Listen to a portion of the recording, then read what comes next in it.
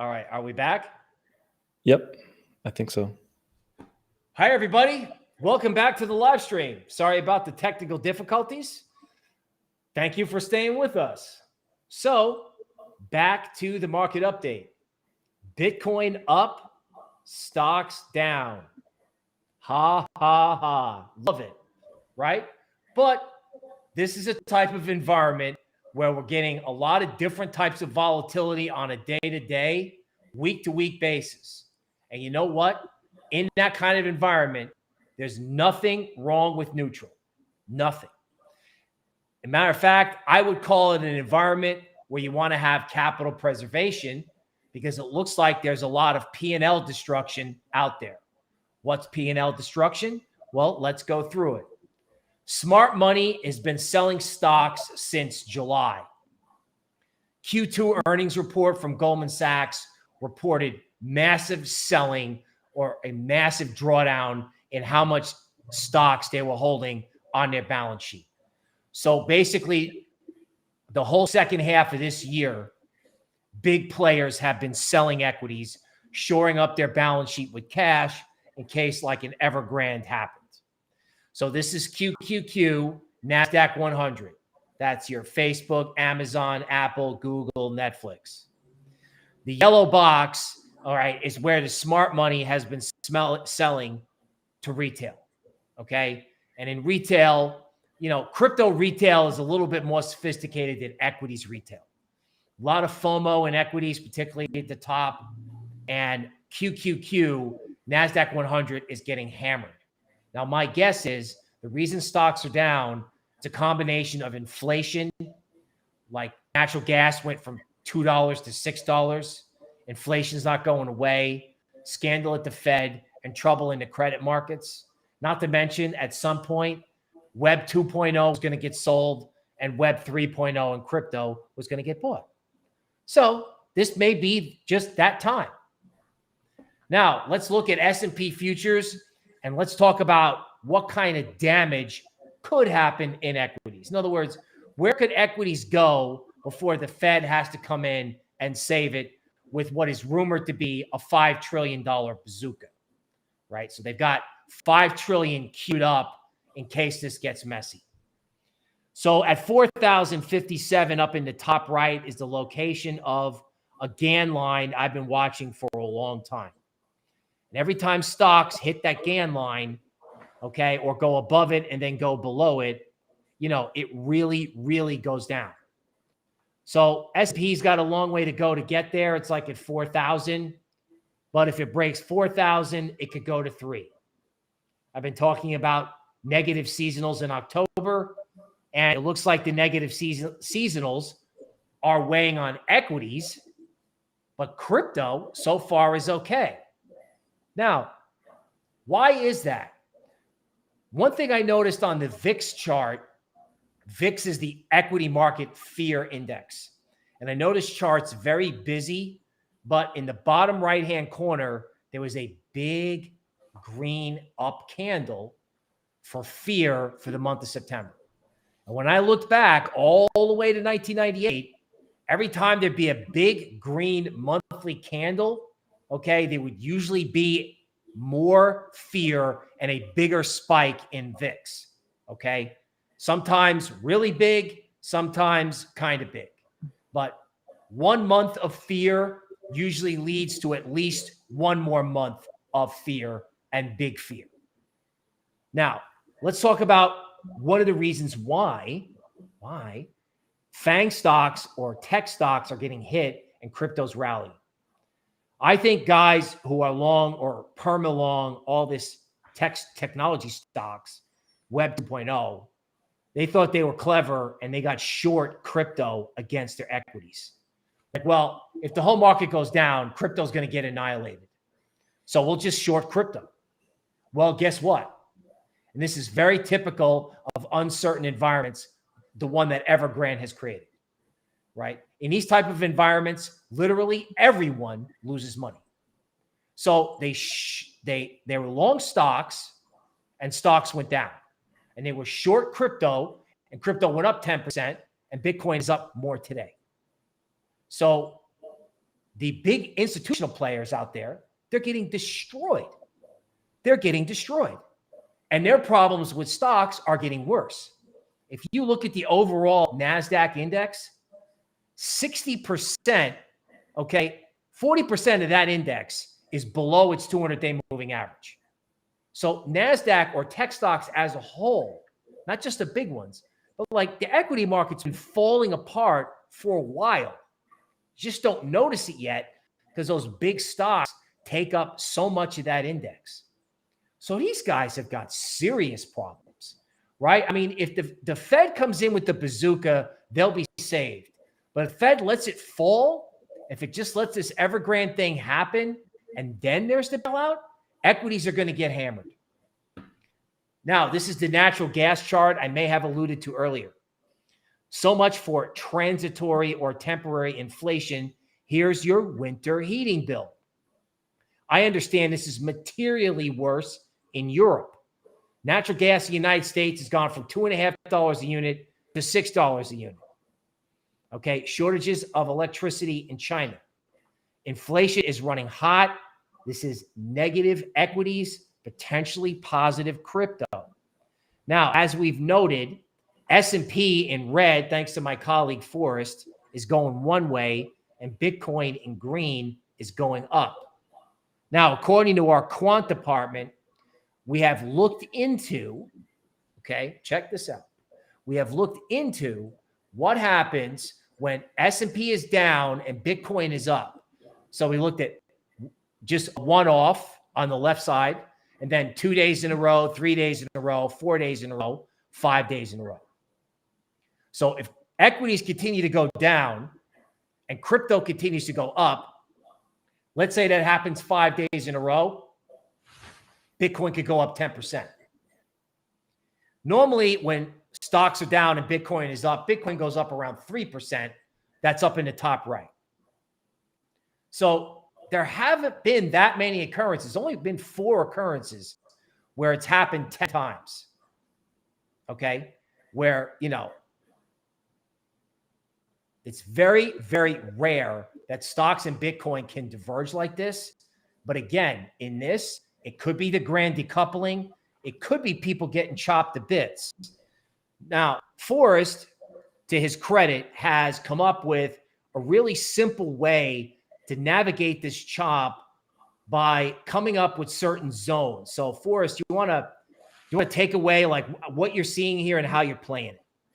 Yeah, absolutely. So we want to watch Bitcoin as a proxy for the rest of the market, but we also want to keep track of, or we really just want to simplify it and keep track of where Bitcoin's moving. Now, we're at a stage in the market cycle where I actually start to believe that we've consolidated enough that the direction that Bitcoin breaks out to in terms of volatility may be the direction that it actually continues to go in. That meaning that if we see it just a nasty, nasty drop, there's probably going to be more bearish price action following it. However, from top to bottom here, looking at the bull market confirmed there in blue, if Bitcoin makes a new all-time high, that's extremely bullish, and there's a strong chance that Bitcoin's going to continue to run higher, right? In the meantime, we're kind of sitting in this bullish price zone, and it's a bullish price zone there denoted in the green, because it's on top of anything in this zone is on top of that big diagonal upwards trend line that swoops in from the bottom left of your screen all the way to the top right of your screen, right? So as long as Bitcoin is on top of and finding support on that trend line, that's bullish price action. And I can see Bitcoin holding that trend line and continuing to ride that trend line up to the resistance zone of $58.5 to $60,000. You're going to see on the next slide, we're not going to go to it next yet, but you're going to see when we get to it, that's a big resistance zone. Then if we fall down below this trend line into the neutral zone, we still have a chance. We still have some really, really strong horizontal support levels that we could catch on. One of them being $37,500.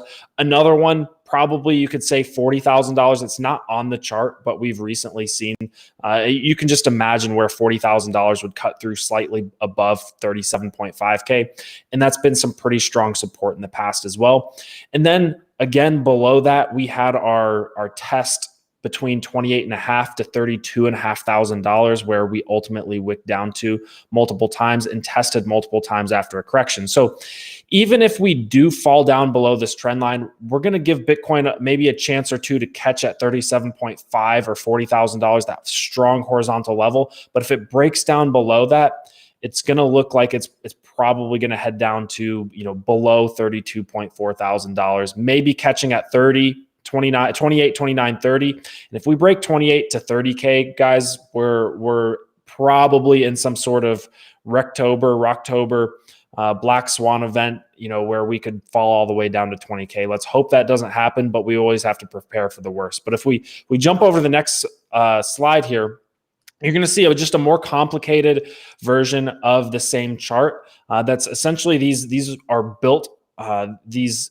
price levels, these support levels are heavily built on margin pressure level theory, which is just going to show you where we're getting a lot of support and resistance based on where leveraged traders are putting their liquidation points. Right. And you have to understand that Bitcoin and crypto in general is one of the most leveraged markets out there. Also on this chart, I'll draw your attention to the Bitcoin ETF at the top there. Those are not resistance lines. They're running vertical as opposed to horizontal or in the shape of a trend line. But that just shows you how close we are to a decision on these Bitcoin ETFs. Now, a lot of people believe, myself included, that if the Bitcoin ETF is passed or approved, that could be a major catalyst event that could send Bitcoin upwards either to that resistance zone at 58 to 60K or above it into another bull market, right? Into a new all-time highs.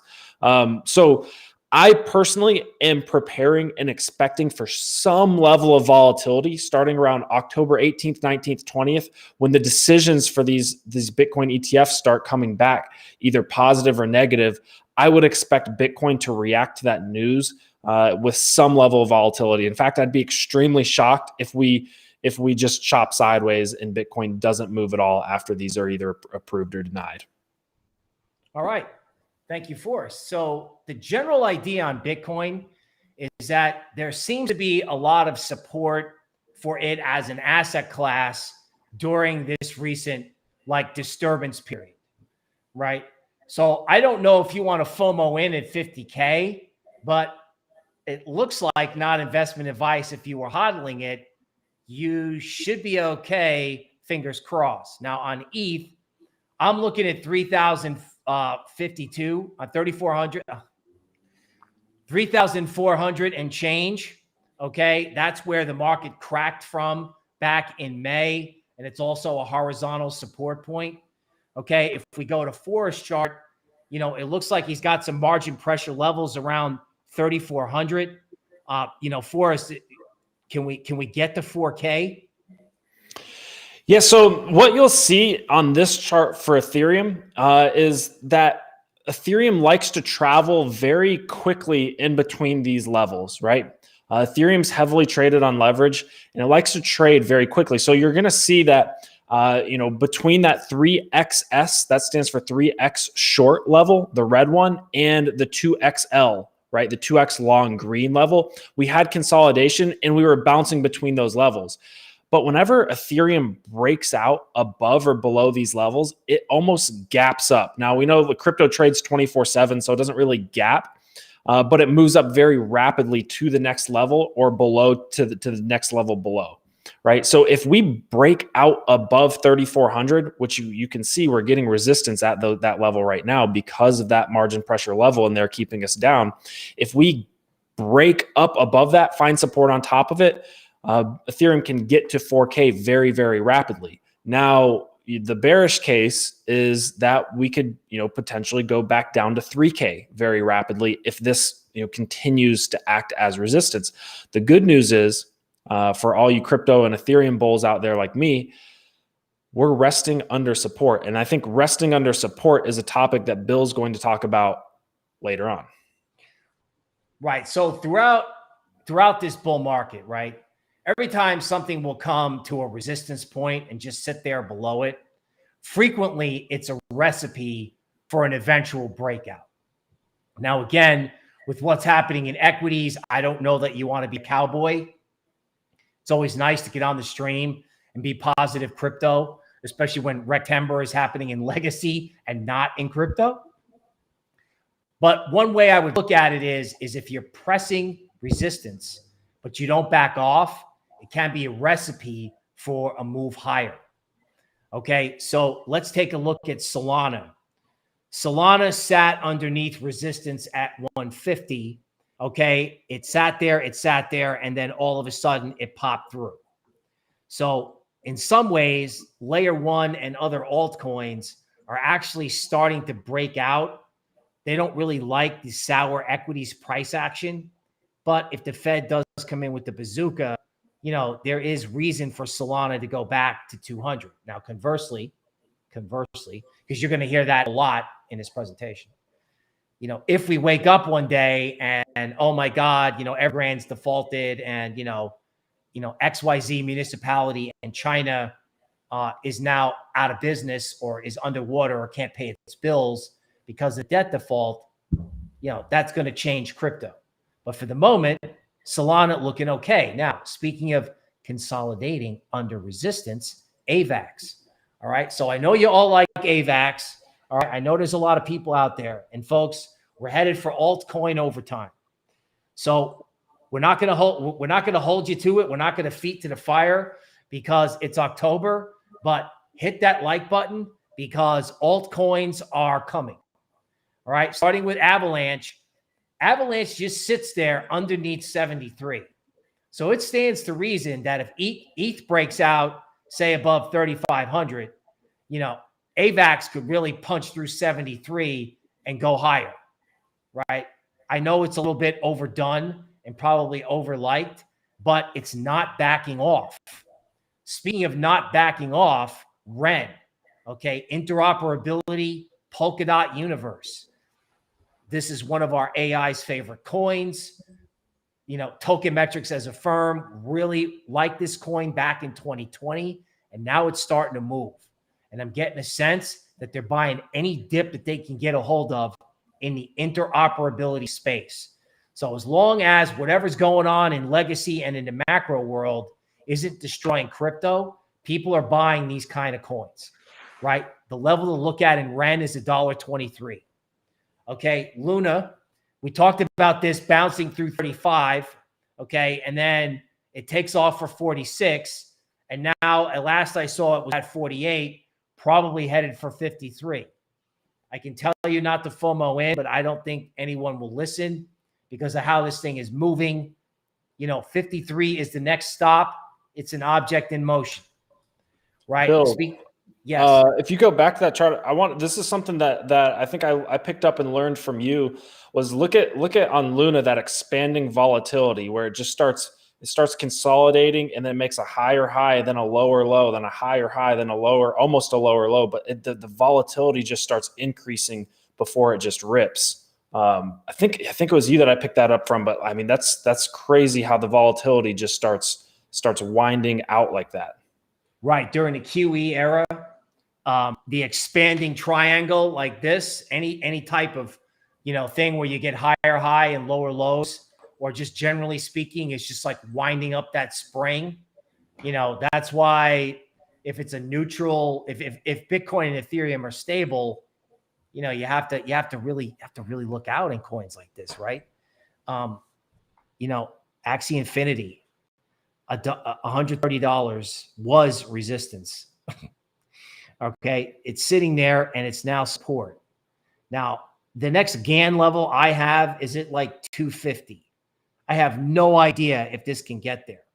But what I do think is, and the last time I discussed this, is that anything involving NFTs, gaming, decentralized content, I perceive people running into that because if there's some sort of legacy macro debacle that none of us can figure it out, I tried and I gave myself a headache. I'm not doing it, right? That's what people are saying. Hey, let's get in something we know, or at least we think is safe. You're never totally safe in October, but don't doubt AXS can continue to move. Cosmos. Cosmos is currently sitting in a range between 44 and 32, but Cosmos is showing up on our AI over and over. Ian Bellina mentioned it last week. It's still there. Yes, it's in the middle of a range. Yes, 44 is resistance, but what am I going to say? It's not backing off. Could crypto get destroyed tomorrow because of a big event? Yes. If it doesn't, the bid may flow into Cosmos. Okay, Alpha. Speaking of interoperability, Alpha is a DeFi launch platform. So you don't have to worry about whether you're going to launch on Ethereum or Polkadot. You can launch on Alpha itself. Alpha is also building order book technology for NFTs. And Alpha is also an interoperability play for DeFi. Very interesting teacup and handle formation, right around $1 or 90 cents. We've been talking about this for a long time, okay? But now could be the time, right? In other words, if everything else so it's like a catch-up rally, right? In other words, the stuff that should go up that hasn't, like REN, all of a sudden starts going up. And Alpha may be one of those things. Now, DYDX, 22 is support. This thing has been unbelievable how it went from 12 to 26. And if 22 acts as support, they could be back in buying this. Keep hitting that like button out there because we're doing perp. We've done perp before. Altcoin fans, 14 is support. One of the reasons why I've become interested in perp again is because I know that people are selling it because of DYDX, but it's not breaking support. Okay. And I have seen in May, perp go up while the market was going down. So I'm interested in this again because in an uncertain world, it's like, okay, if I had to do an altcoin, this might be one of them along with things like REN and Cosmos. Now, let's go to decentralized content. Audio bounced below $2 or went below $2 and then bounced. I think if you can pick up audio below $2, talking to Forrest about this before the show, if you can pick up Audius below $2, I mean, Forrest, give us the Audius game plan. I don't know. Do you ever think about where this can go on the upside? I mean, I'm putting you on the spot, but yeah. So for me, Audius is a long-term stake it and forget it type play. I think it's got support at around $2. Anything under $2, assuming we don't get a black swan event or October, right? If everything gets wrecked, of course, Audius is going to, drop as well. However, I will say, and this is a point that Bill made in our pre-production meeting, is that people may be running to Audius or THETA, to these cryptocurrency content solutions that aren't around the financial industry per se. They're just, decentralized content solutions that may withstand a bear market better than a traditional cryptocurrency would. But for me, you can stake your audio tokens for like 23% right now. I just stake mine, forget it, because I don't personally look at audio as something that I need to treat as a trade. The reason being is because they're building a platform to compete with Spotify, to compete with SoundCloud. And building that platform and getting that user base is going to take a really long time, right? It'll take multiple years. So I see no reason to get scared about the volatility of audio and try to sell some at $3 and buy back at $2, especially when I can just guarantee my returns by staking for 23% per year. So I like audio anywhere under $2 as a pickup, and you can see it's been testing that $2 line over and over and over again. All right, thank you. And then we picked up on our website, the sentiment indicator picked up THETA. So big rally off a diagonal point around 5. Okay, and then THETA is just sitting on top of a diagonal Gann line, kind of like a bird on a wire getting ready to fly.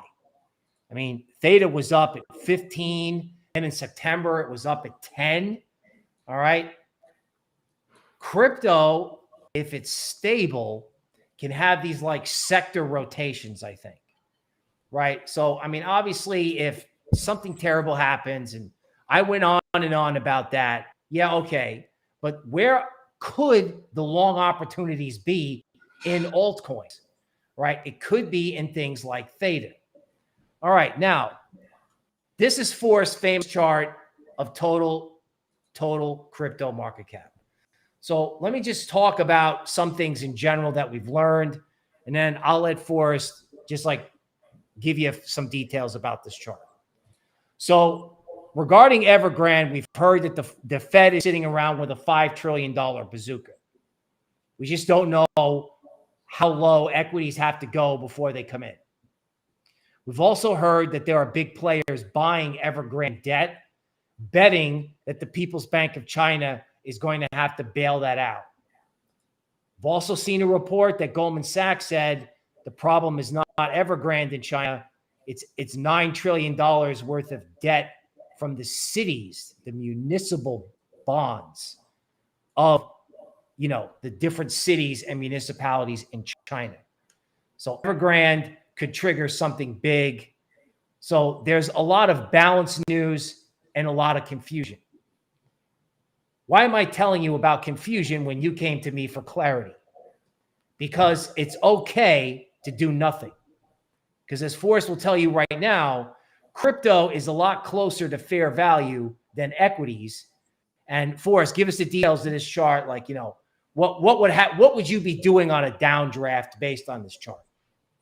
Yeah. So anytime this chart drops to the trend line, right? Anytime total cryptocurrency market cap drops to the trend line, I personally will be buying very heavily, and I will be trying to buy strong projects that have been beat up really badly by either a black swan event or a bear market, right? So look historically, this is a linear trend line on a logarithmic scale. That y-axis is a logarithmic scale, right? When you have a linear trend line moving up on a logarithmic scale, that equates to exponential growth. So if we flipped this, if we can't because this is still image, but if we flipped this off of the logarithmic view and onto the linear view, you would see it would just look exponential. It'd be an exponential chart going up. And that's because crypto is really early on in its adoption curve. And if you know anything about adoption curves, right, and the network effect, they're exponential in nature. So right now, crypto is in its exponential phase of growth, right? So just imagine being able to just hop in long-term and ride an exponential growth curve in cryptocurrency or any asset. Well, that's what's happening in cryptocurrency right now. It's been going on for roughly 7 years. And yes, we do get these spikes, right? These bull markets where we get overvalued against the trend line, but we've never come down and broken the trend line with any real conviction. We've tested it. You can see there on the left, we tested it back in 2015, popped right back on top of it. We had a pandemic crash that crashed all markets, a black swan event that made us wick below it for a month. But I mean, by the time we actually closed that candle, it was pretty much on the trend line, maybe slightly below it. So we've never actually really broken this trend line. So it stands to reason that long-term, this trend line should hold for at least some time, or at least we would expect it to be real support. Now, eventually, right, we can't grow exponentially forever indefinitely, right? That's just not realistic, right? Unless the Fed just continues to print exponential money. But, eventually the party has to end. And eventually this will probably curve out into a logarithmic curve, right? A logarithmic growth curve. But right now we're in that exponential phase, and we can benefit from learning from a 7 to 8 year old trend line that hasn't been violated yet, knowing that if we drop down to this fair value trend line, it's the buying opportunity of a lifetime, or the buying opportunity of, a market cycle, right? But what this also shows is that historically we've been much higher in terms of the bubble we're in. Yes, we're in a little bit of a bubble above this trend line, right? Everybody freaks out about the word bubble, like, oh, bubble means it's going to pop and it's going to crash. And yes, we are preparing ourselves for the potential black swan event, right? There is a potential black swan event where this thing could wick right back down to this trend line. it could fall right back down to 800 billion to 1.2 trillion in total cryptocurrency market cap, right? That would be roughly a 50% drop, right? I don't know if you guys were here back in June when we actually saw the 50% drop. So if we got a 50% drop from where we're at today in total cryptocurrency market cap, we could see an opportunity to actually buy this trend line. Now on the flip side, right, we are in a bubble, but bubbles can go much higher. Look at the previous two bubbles. They went to 1,400 and 1,200 days to fair value as measured on the x-axis, right? And you can see there at the on the right top right-hand corner, just got some arbitrary measurements of if by the end of the year, right, New Year's Day, New Year's Eve, December 31st, if we were 1,000 days to fair value, which we've been 1,400 in the past, we've been to 1,200 in the past. If we were just 1,000 days to fair value, we would be at almost almost exactly 3 times, a little over 3 times the total cryptocurrency market cap we're at right now. So we could still see a parabolic move, right? We could still withstand a 3x move from here, right? But we could also see a 50% drop. So that's roughly our upside and roughly our downside. Now, if you ask me, in the long term, the risk to reward ratio makes sense. So just keep in mind that if you're in crypto, you're watching Token Metrics on YouTube, you're a crypto Token Metrics subscriber, you're in the right marketplace, you're in the right industry, you're on the right YouTube channel, you're doing the right things. Yes, there's going to be some volatility on the way. So what if we see a 50% drop and everybody's portfolios drop by 70%? We're going to buy more on the trend line and we're going to make so much money on the way back up to the next bubble over this trend line. We just have to be patient, right? So you're in the right place. You've come to the right channel. Right. And one thing, and yes, Forrest is definitely right about all of that. Okay. All our indices on tokenmetrics.com, Tokenmetrics 2.0 is out. Even though we're in this uncertain environment, none of our indices have moved to cash yet. And, just if we're having a conversation about it, I was like, okay, legacy stocks, Evergrande, and I don't know if you've ever put on a trade and realized like 1 second later that you were going to get stopped out. I don't know if it's ever happened to you, but I was like, blah, blah, blah, Evergrande for 3 days. And then I realized every analyst of every kind was out there going blah, blah, blah about Evergrande. I commissioned a study with one of our guys who came up and said, it's not like 2008 because it's sort of so visible.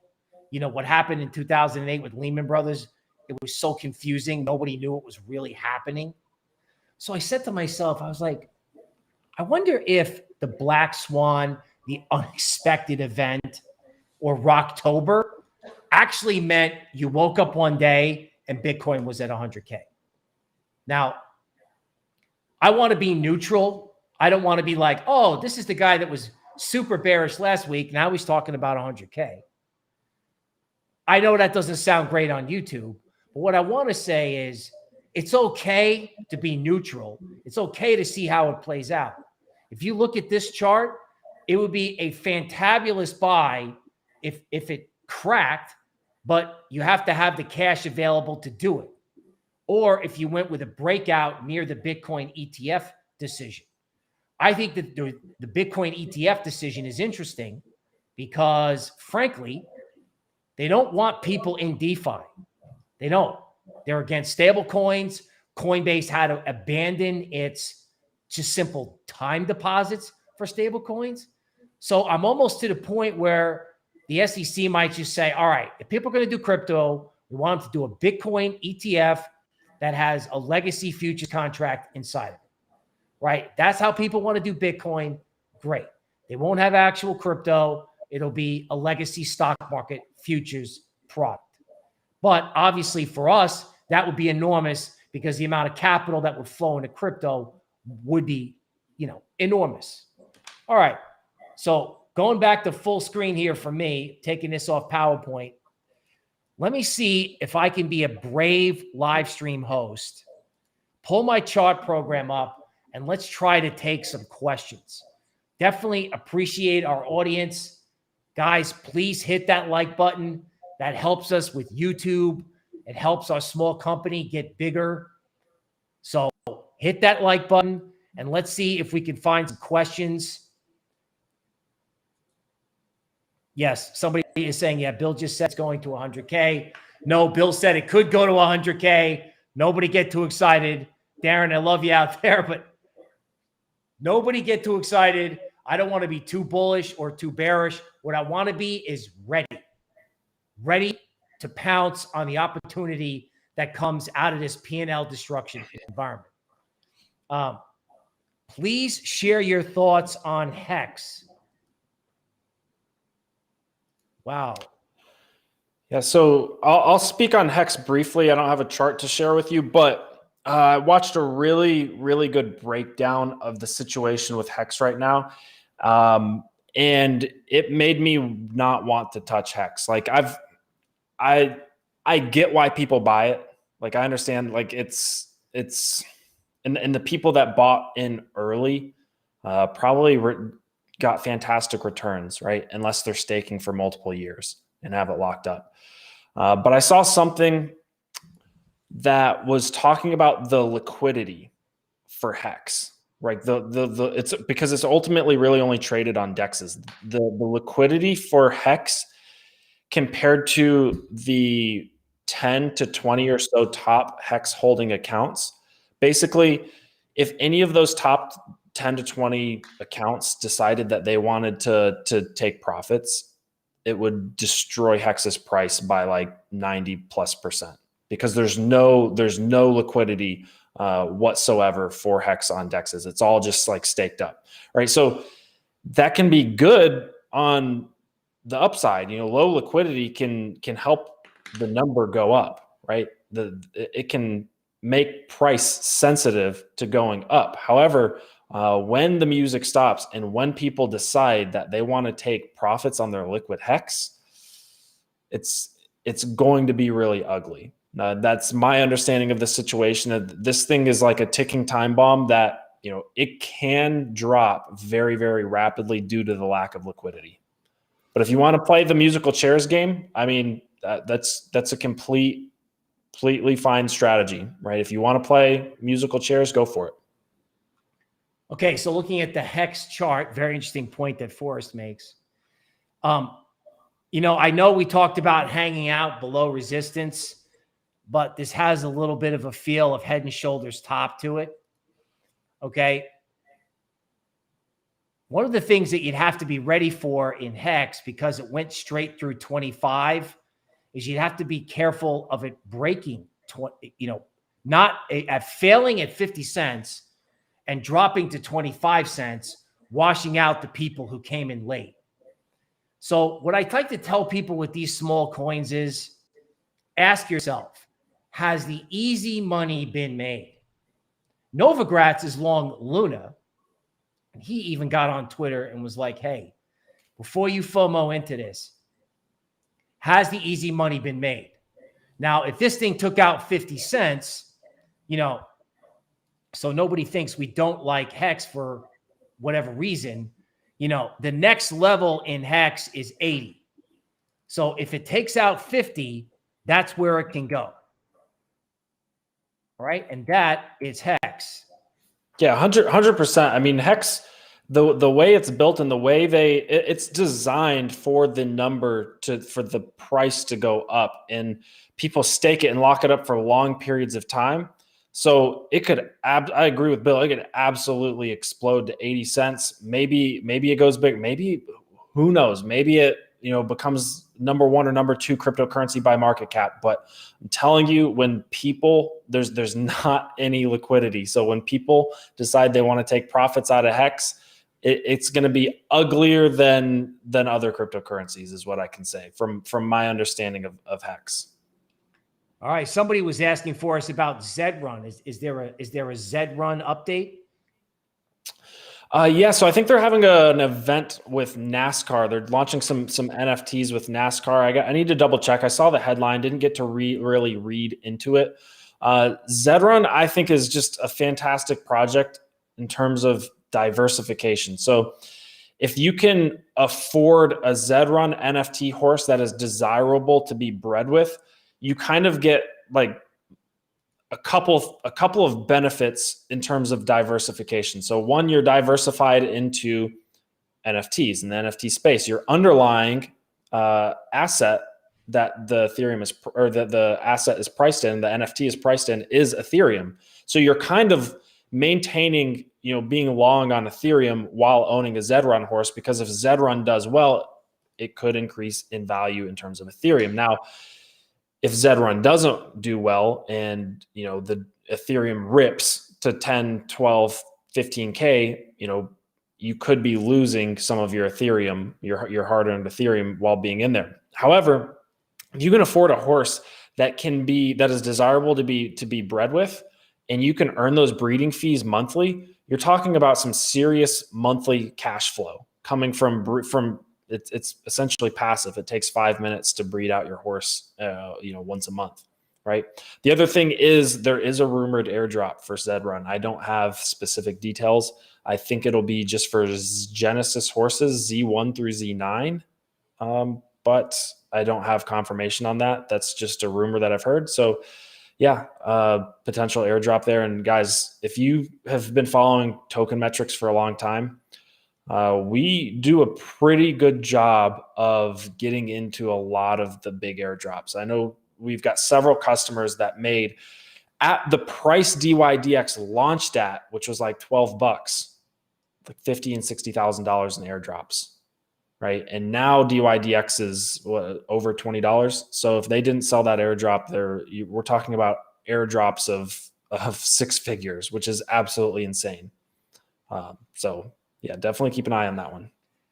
Yeah. And I got another question here. I'm going to try to bring up my screen. We've got a deep dive coming out for Olympus DAO in the next 2 days. So if you're signed up at tokenmetrics.com, you'll be getting that report. I'm showing my chart here for, Olympus. Pretty strong FOMO. Once the accumulation cone, once they broke through it, they came down and retested it around 700. Kind of understandable. People taking profits at 900 because, when you go from 600 to 900 in an uncertain world, that's pretty good money. But it is also possible that this coin continues to run, because if it stays above 700, like if I'm drawing on it, if it travels the width of the consolidation formation. So bear with me while I draw here. So this was the size of the consolidation formation, right? It's something like $450.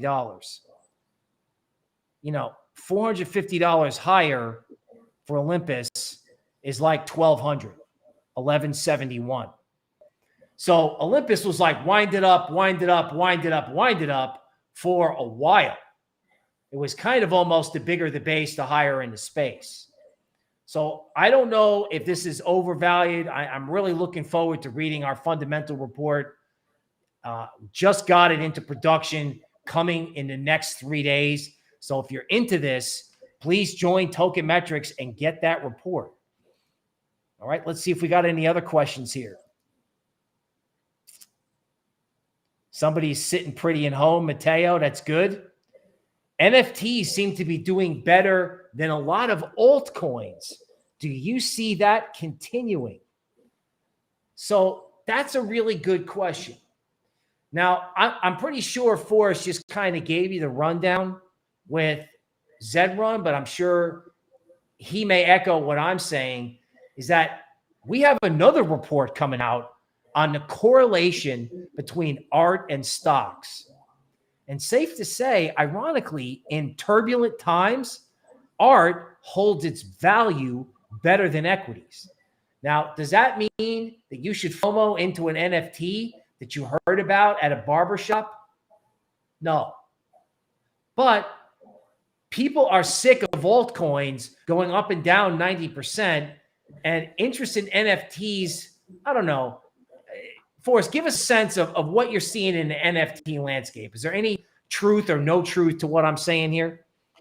Yeah, so for one, I think it's a good place to actually diversify, because I don't know if you've been around forever, so Bill will know what I'm talking about. The Ray Dalio diversification holy grail chart. That's like, just talks about you really want, 15 or so assets that are uncorrelated in your portfolio to reduce your max drawdown and your risk, right? So anytime within crypto that you can diversify, and it's really difficult to do within crypto to diversify because everything just follows Bitcoin, right?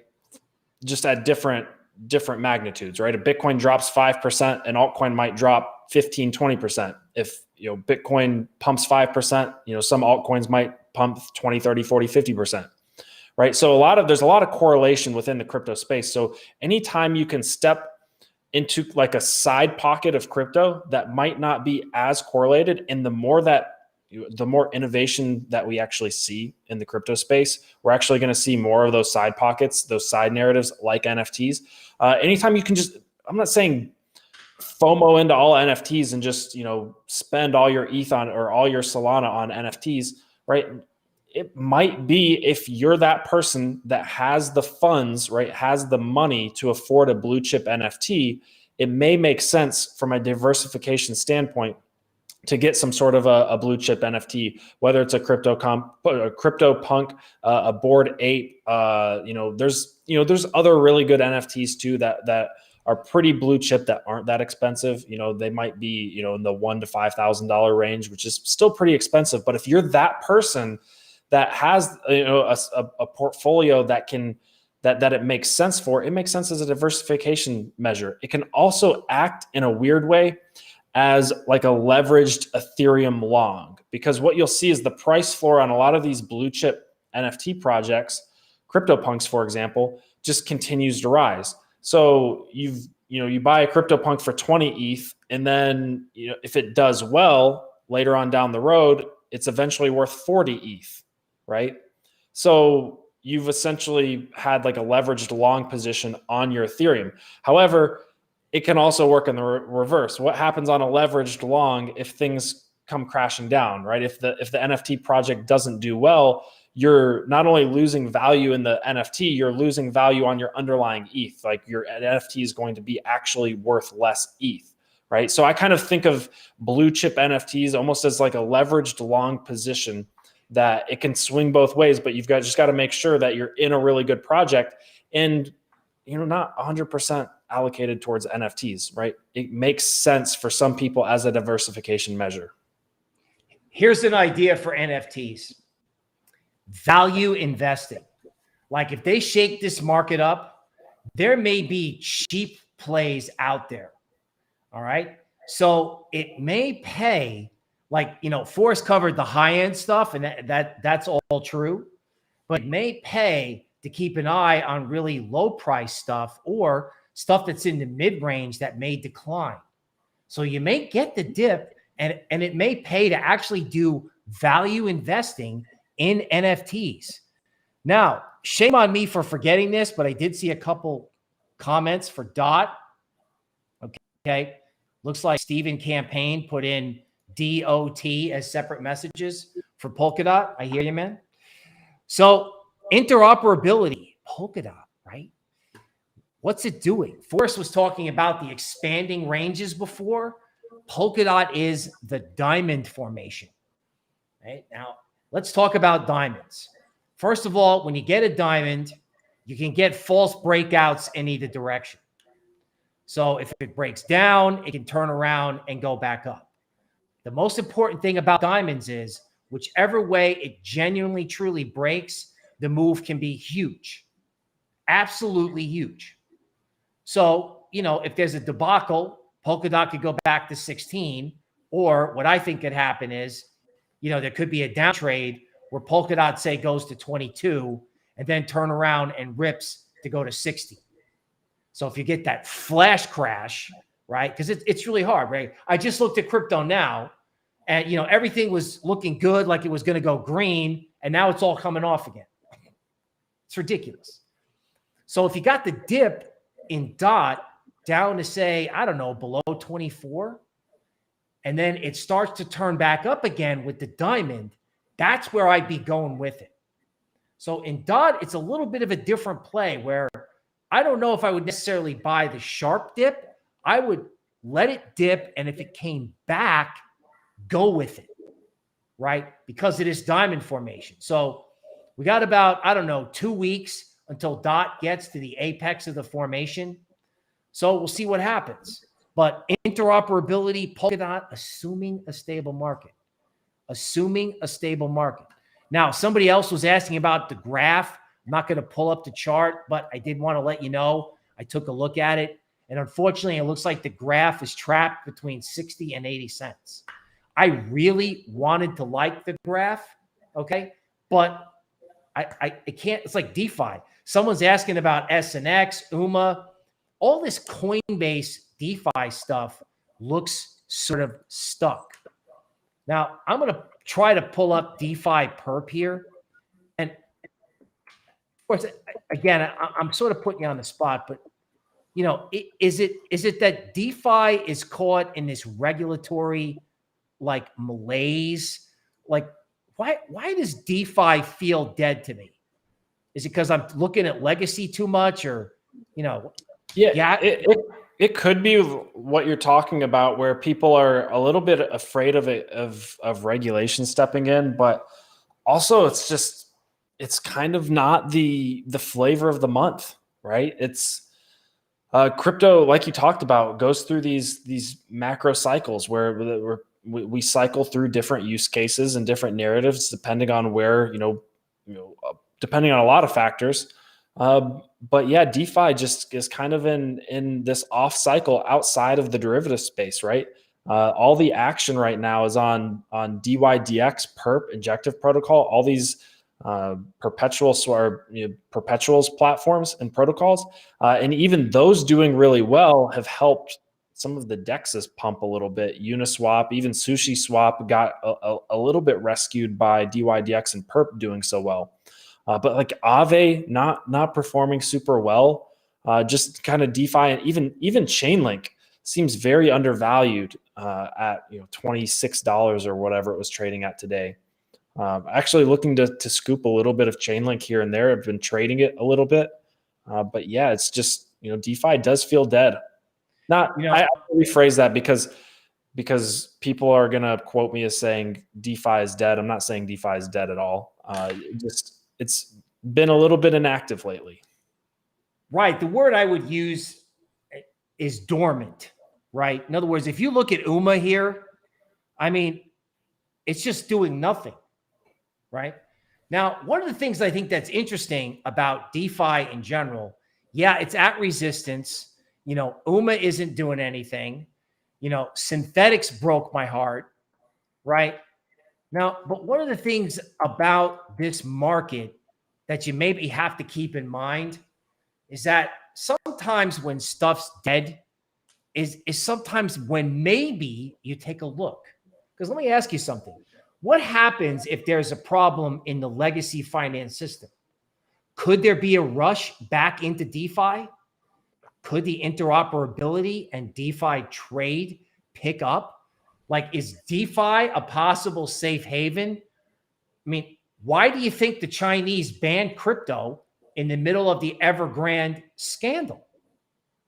I mean, I don't believe in coincidences, particularly when it comes to geopolitical events.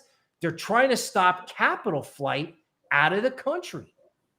So, okay, yeah, I don't know. I pounded the table on SNX. I pounded the table on Sushi, and these coins broke my heart, right? I'm pulling up Sushi now. These coins absolutely broke my heart. I was like, oh my God, Sushi's going to 22. And there's negative fundamental news. I'm getting texts from one of the guys who's really, kind of a friend of mine who's like a DeFi expert. And the next thing I know, it's sitting at 10. Now, does that sound like I'm giving up on DeFi? Yeah, a little, but not at all, honestly. Sometimes the biggest trades occur when people get discouraged. So I'm not saying go out and load the boat on DeFi, but if somebody hadn't brought up UMA and synthetics in the comments, honestly, I don't think I would have even looked at it. So maybe that's a clue. maybe if we're in this weird world, maybe you take a look at DeFi and say, okay, what would happen if someone all of a sudden got interested in this? Because it's destroyed. People are discouraged, right? And I'm sure there are other people out there that feel the same way. So, it's not the greatest thing in the whole world, but just be mindful of what can happen if people get discouraged. All right, Forrest, I think we're going to wrap it up. Any final words of how to deal with a choppy environment as a trader? Zoom out. Yeah. So as a trader, choppy markets can be difficult because you kind of get whiplash. But I just say, from a trading perspective, identify your support and resistance levels, and be willing to cut trades with your stop loss. Right. Don't let bad trades run. That's just generally good advice, even though we don't do financial advice here. It's best not to let bad trades run, and just calculate your risk to reward ratios to make sure that that you can be wrong a few times and still be profitable, right? But just in general,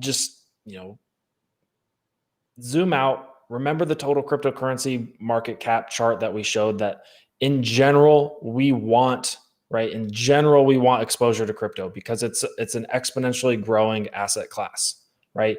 Yes, there's going to be bumps in the road, but there's also going to be those little speed boosters that you get in Mario Kart along the road as well, right? Sometimes, to do a Mario Kart analogy, you're going to run over a banana peel and spin out, but then you're also going to have the boosters, right? You're going to have regulation and a nasty crypto bill, right? But then also you're going to have a Bitcoin ETF come in and save the day. It's going to be choppy, but in the long term, we're going to see price move upwards and to the right, right?